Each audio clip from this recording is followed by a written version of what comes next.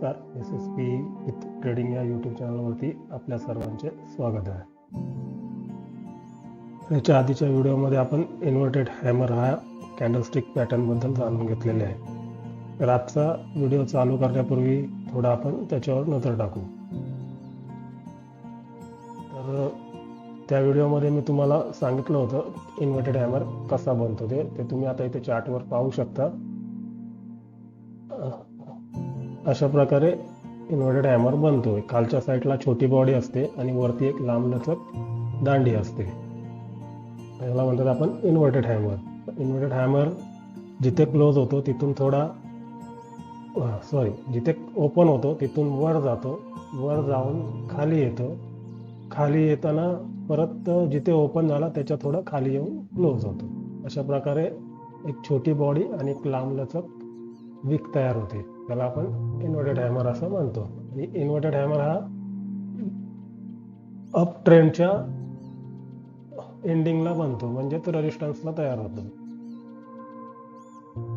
इथपर्यंत कळलं तुम्हाला? ठीक आहे. तर आता आपण पुढे जाऊया.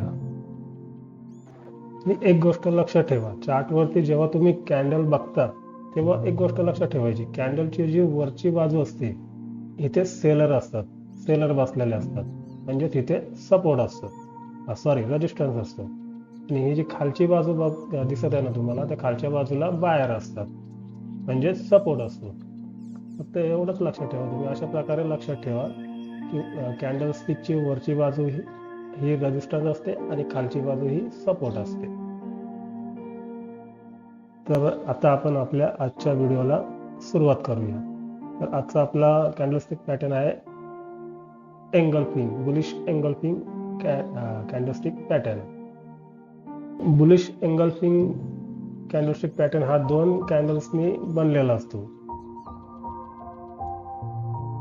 इथे तुम्ही आता चार्टवरती पाहू शकता.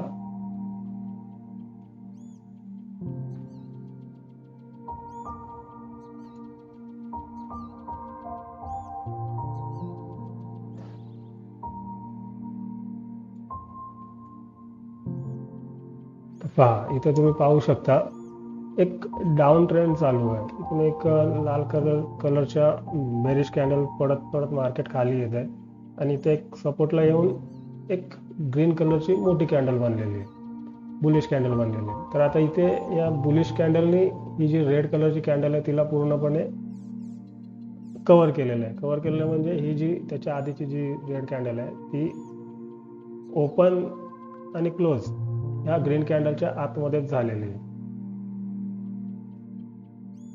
बुलिश एंगल्फिंग कशी बनते? एक डाऊन ट्रेंड चालू असतो तेव्हा डाऊन ट्रेंडच्या एंडिंगला एक रेड कलरची कॅन्डल बनते आणि त्या कॅन्डलला एक हिरव्या बुलिश कॅन्डलने पूर्णपणे कव्हर केलेली असते. इथे तुम्ही पाहू शकता हिरव्या कलरची कॅन्डल आहे आणि ही रेड कलरची कॅन्डल. आता ह्या रेड कलरच्या कॅन्डलला या हिरव्या कॅन्डलने पूर्णपणे कव्हर केलेली आहे, म्हणजे या हिरव्या कॅन्डलच्या आतमध्येच ती रेड कॅन्डल ओपन होऊन क्लोज झालेली आहे. तर अशा प्रकारे अशा प्रकारे बुलिश एंगल्फिंग कॅन्डलस्टिक पॅटर्न तयार होतो, तुम्ही लक्षात ठेवा. आणि एंगल्फ म्हणजे गिळणे असा त्याचा अर्थ होतो. एंगल्फ म्हणजे गिळणे. तर आपण चार्टवरती पाहताना असंच बघायचं की एक हिरव्या कॅन्डलने या छोट्या कॅन्डलला, लाल कलरच्या छोट्या कॅन्डलला गिळलेलं आहे, म्हणजे एंगल्फ केलेलं आहे.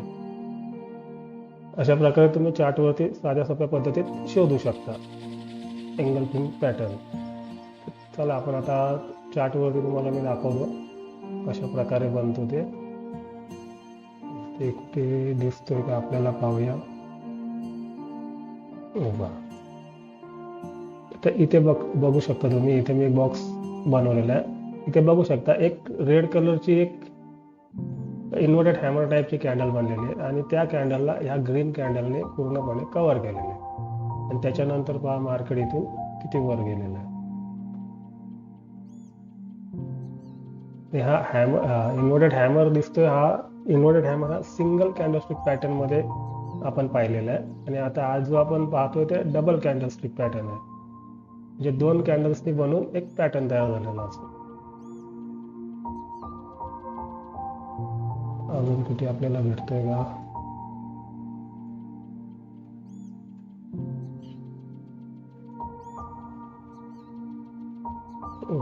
इथे पण मी ड्रॉ करून ठेवलेलं आहे, कारण सारखं आपल्याला जास्त शोधायला लागणार नाही. इथे पण पाहू शकता, इथे रेड कलरची कॅन्डल आहे. ह्या रेड कलरच्या कॅन्डलला या ग्रीन कॅन्डलने पूर्णपणे झाकलेलं आहे, म्हणजेच एंगल्फ केलेलं आहे, गिळलेलं आहे. त्याच्यानंतर बघा इथून इथपर्यंत मार्केट वर गेलं.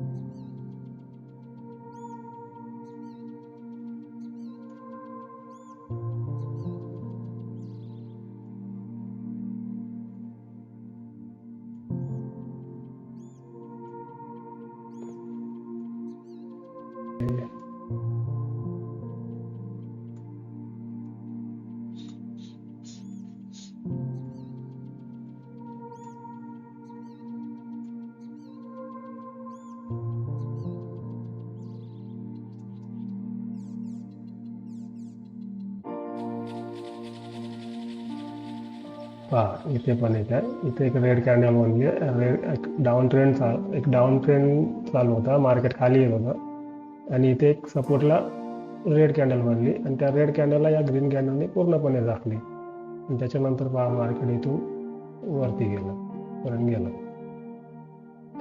तर अशा प्रकारे आपल्याला एंगल्फिंग पॅटर्न आपल्याला शोधायचे चार्टवरती. एंगल्फिंग कॅन्डलस्टिक पॅटर्न काय असतो हे आता तुम्हाला समजलं असेल. नसेल समजलं तर मी पुढच्या व्हिडिओमध्ये पुन्हा एकदा एक्सप्लेन करेन. तर हा होता आपला engulfing pattern, bullish engulfing pattern. तर माझा व्हिडिओ तुम्हाला आवडला असेल तर लाईक, शेअर आणि सबस्क्राईब करायला विसरू नका. धन्यवाद.